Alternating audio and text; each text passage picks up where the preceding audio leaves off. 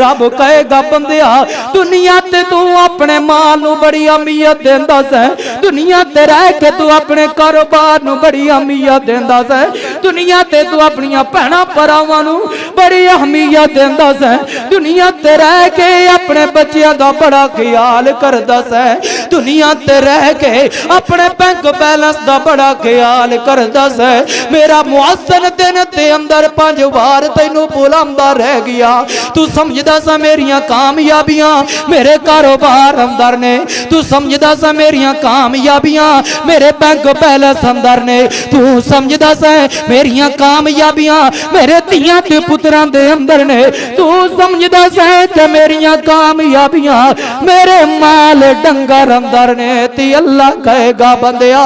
तेरियां कामयाबियां ने ती नमाज़ां दे अंदर ने, तेरियां कामरानियां ने ती फजर ती जोर ती असर ती मगरिब ती इशा दियां नमाज़ां दे अंदर ने, जिन्ना नमाज़ां नू तू छड़ छड़िया है। मेरे मोहतरम भाईओ अज कई इंज ते मेरे नमाजी हज़रात भी बैठे ने जेड़े 5 वक्त पक्के नमाजी ने, बड़ी चंगी गल है